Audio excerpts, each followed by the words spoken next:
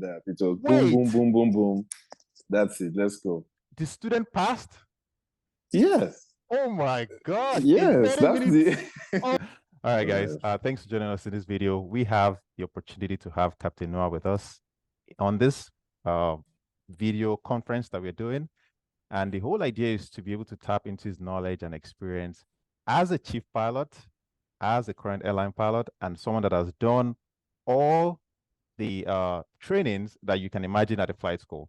I want to really thank him, and you guys can also thank him in the comment section. I would really appreciate that for his time. One thing I also want to say about him is a helicopter pilot as well, and he's got all the ratings that you can imagine. So thank you so much for joining us, Captain Noah. And I really want to, again, just let you know that we appreciate your time.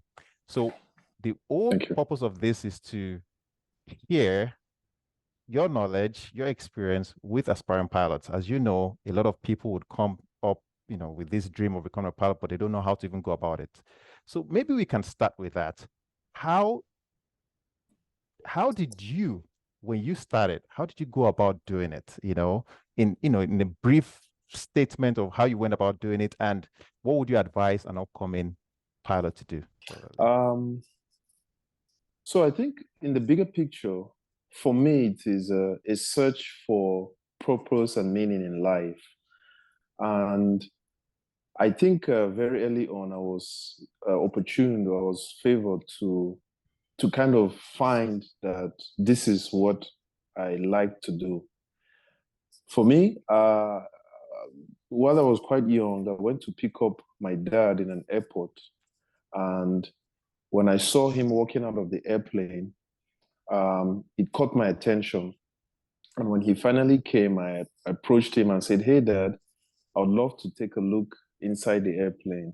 Nice. And he was, I guess he was insightful enough to ask an airline employee and say, "Hey, my son here would like to take a look." And they're like, "Sure." So one of them took me in, showed me in on the cockpit, and I fell in love. Nice. So that's my story.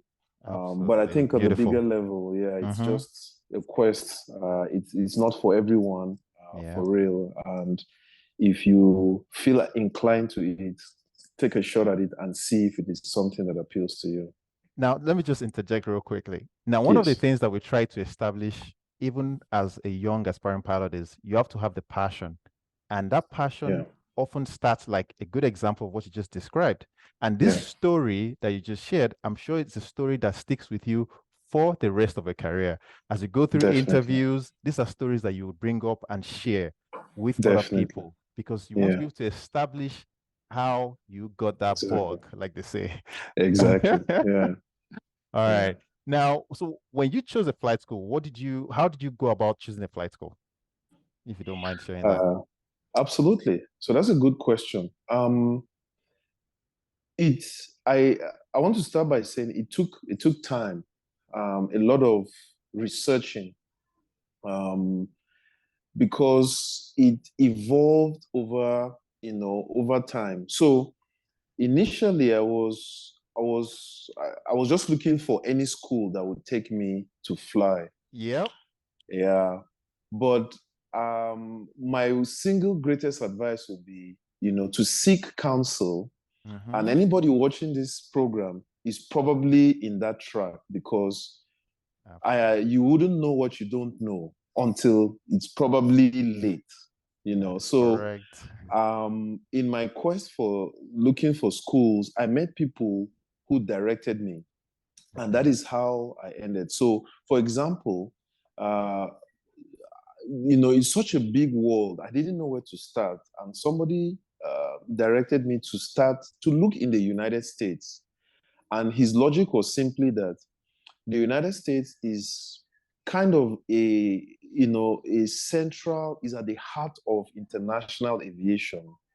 And any rating you get in the US, it's easier to translate that anywhere you go in the world.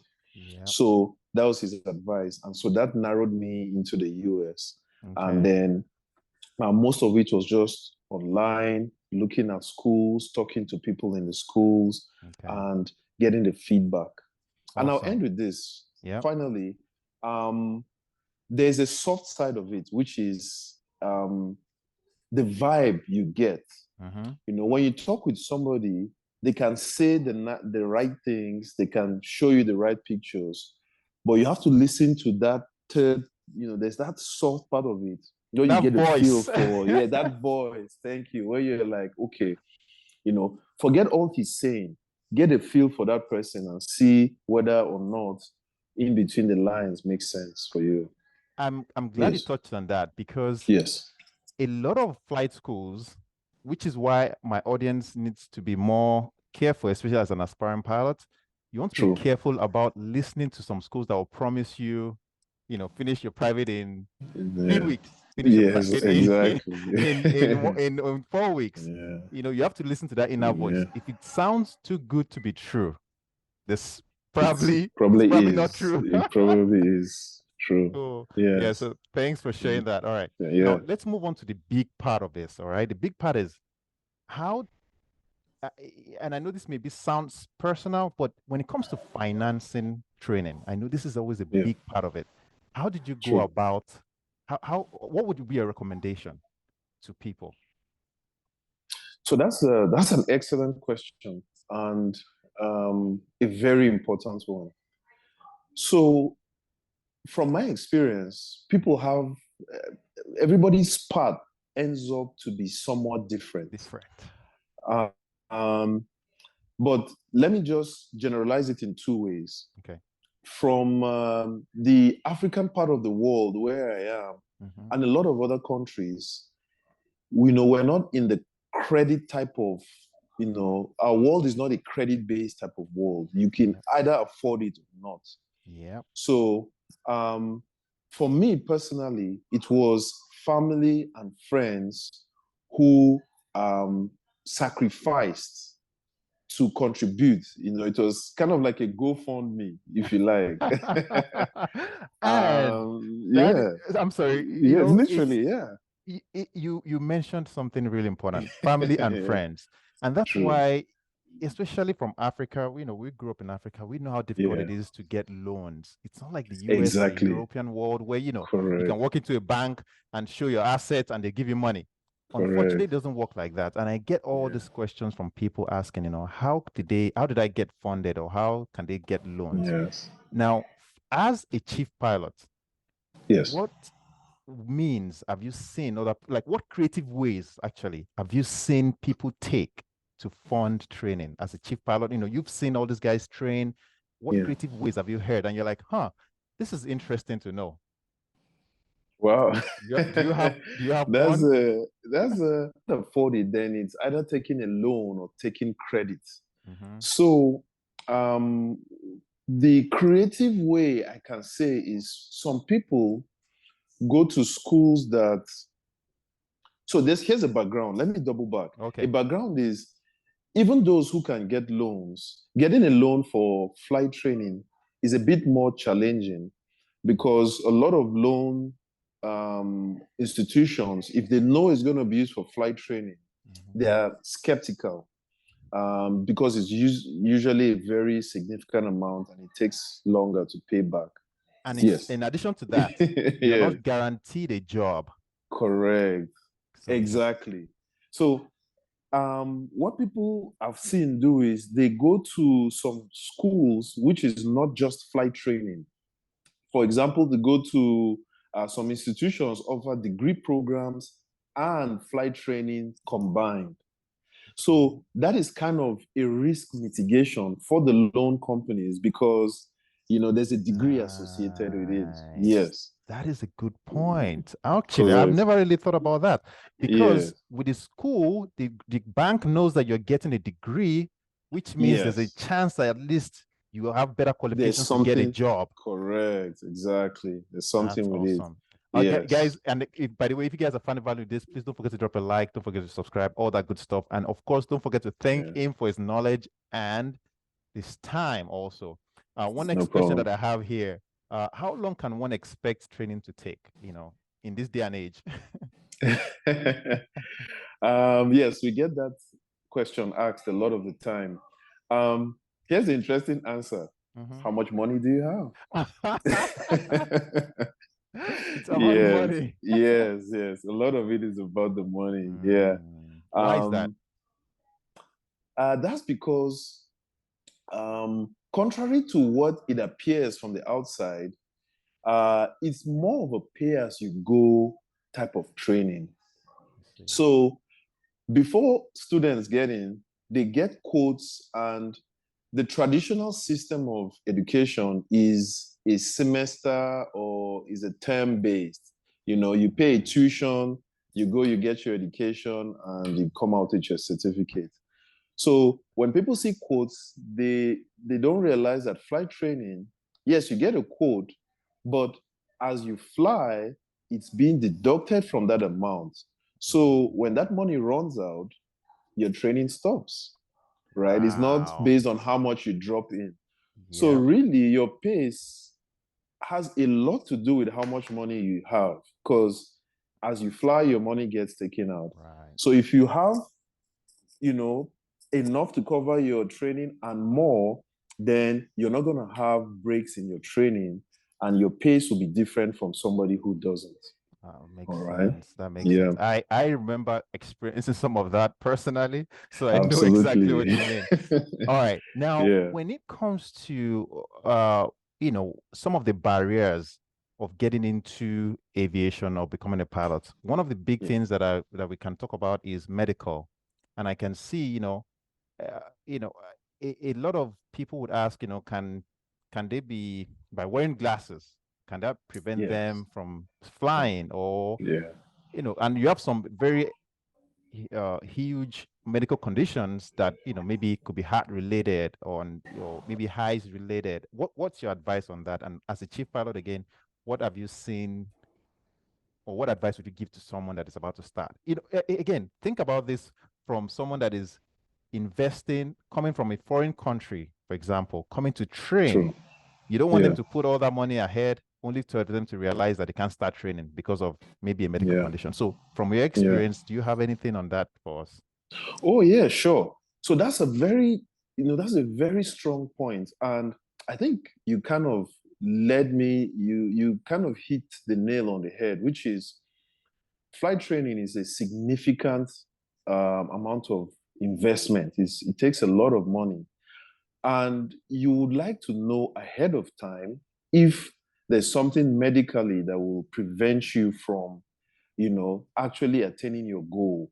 Yeah. So my recommendation would be to anyone is to probably do an FAA, if the FAA, if America is where you want to train, Right. wherever you want to be, try and go get a medical certificate, aviation medical certificate Yep. first. Yep. That way, if there's any condition that will prevent you from pursuing a career in that aviation field, you know that before you start. Smart. All right.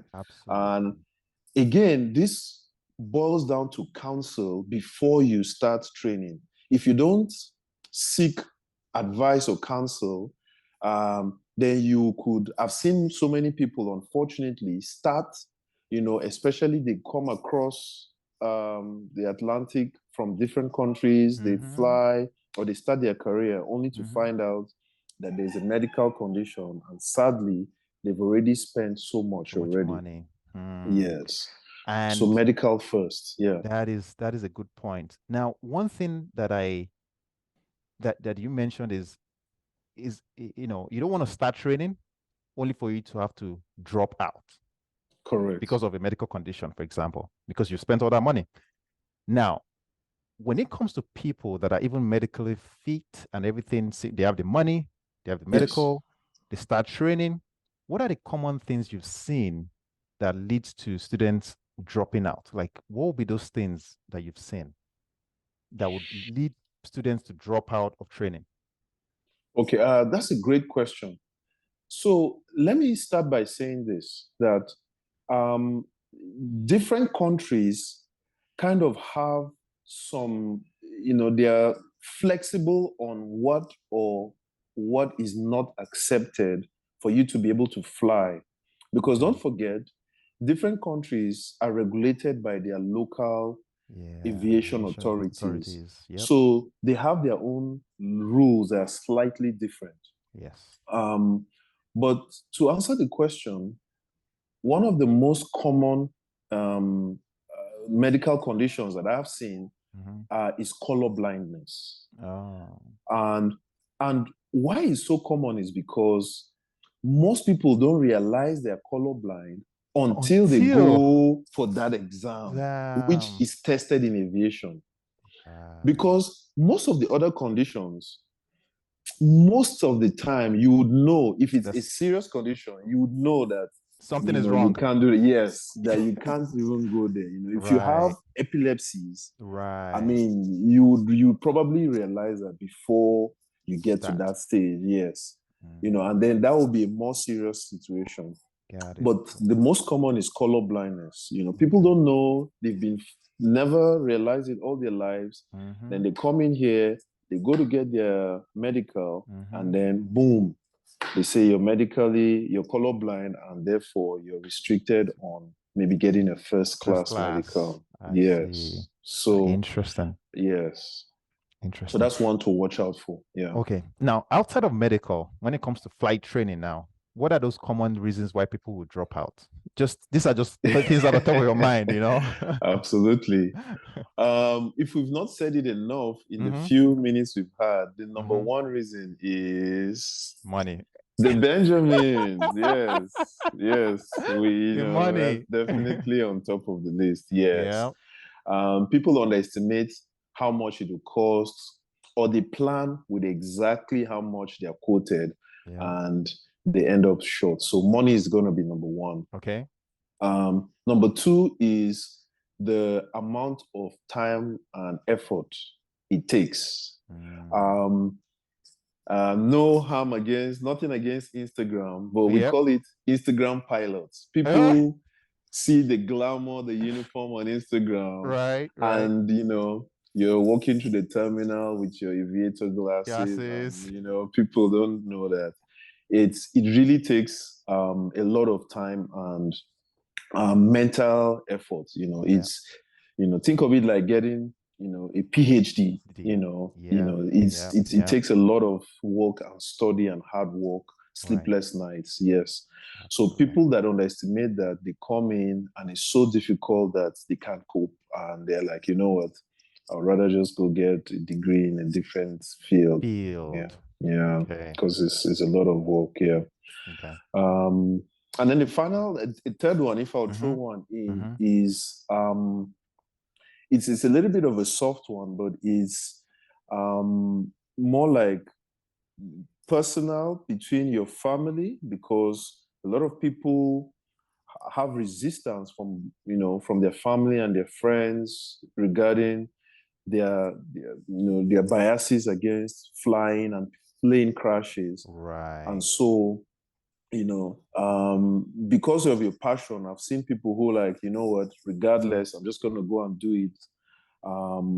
But without the support of your loved ones, it's either going to be so much more of a difficult road, or eventually you will not be able to keep up, and the friction will just wear you out. Wow. Yeah. Wow. Those are big 3 points, by the way. And by the way, there's more to this. There are so many, much more. But let's stick to some of the important things that I want to touch on. Now, this is a session I consider the rapid session. We don't go into details, but we just want to share experience. Like, for example, I like it. What is the shortest check ride you have ever given? Like, what was the duration of the shortest check ride you've ever given, and why? We don't need to full explanation. Just why it was the shortest check ride. Perfect. Probably 30 minutes or less. Okay. And reason is that you could tell the student was super prepared, and everything was just hit. There was really there was no way to go further than that. It was boom, boom, boom. That's it. Let's go. The student passed? Yes. Oh my gosh, in Yes, 30 that's minutes. the Oh yeah. no. Yes. You know, honestly, when I asked that question, I was thinking shortest tech ride you've ever given because the student failed. No. Wow, So that's I flipped amazing. the script on That's you. nice, nice, nice, nice. All right. Next one Yes. is shortest time to solo that you've ever, when you train students. What was the shortest Yes. time you've ever seen? No experience, by the way. Correct. Yeah. What would be the number? Uh, for me, it's 12 hours. Wow. Yes, 12 That is hours. amazing. Yes, yes. And I'm talking of in this airspace, Yeah. somebody who Yeah. is flight training related knows that sometimes the airspace adds to the Matters. time. Yes, so Right. 12 hours, yes. Wow, that's And the awesome. same student went on to, he hit everything on the minimums and he had to Wow. do extra time because he was short on the minimums. You Yes, see, that is something that you never really see a lot of. correct, Most correct. people in general would go above the minimums, right? But Definitely, a yes, student being under, then having to yes, make up time, not because he that's failed or correct. because he couldn't meet up to the standards. Yes, That's amazing. It tells a lot absolutely. how good of a CFI you are. Oh no, I can't take credit. It's the student. He put in Okay. the work. Yes. Next one I have is longest training flight. What would be that flight that you like? Man, this flight is. Oh, that's easy. That would be my commercial solo cross-country flight. Okay, okay. Yes. Where I went to, where the FAA requires you to go more than 250 miles from your Damn, airport. So yeah. that's a long one. Yes, it was a long one. So it was about 6.5 hours for me. And it was solo, Wow, yeah. So that's definitely my that is longest solo amazing. training flight, yeah. Honestly, it's been awesome, Captain Noah. It's been really nice having you. It's really been just getting to talk, sharing your experiences.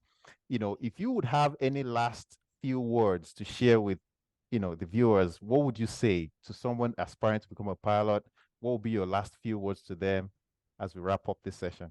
It's a lot to say, but my last words would be it has never been a better time in the history of the world to be a pilot.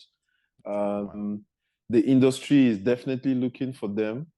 Yeah. Um, and it's a rewarding career. Definitely. I'll borrow a slogan from the military. It's the Yep. few and the proud. There's Wow. not a lot of them, but it's a very lucrative and it's a noble profession. Awesome. Um, but it's a lot of work.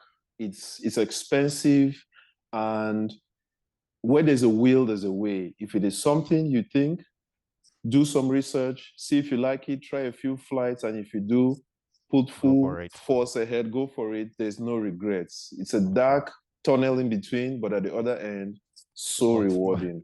Nice. Absolutely, absolutely. Well, thank you Yeah, so much. I really do appreciate your time. I'm sure my my viewers also really pleasure. appreciate your time. And Yeah, of course, we can always do more of this in the future. But, yeah, again, this was really uh, just really nice to get to talk to you with you and get to get your own experience and information as well. I would my love to pleasure. have you next time as well. Thank you. I would love to be here. My pleasure.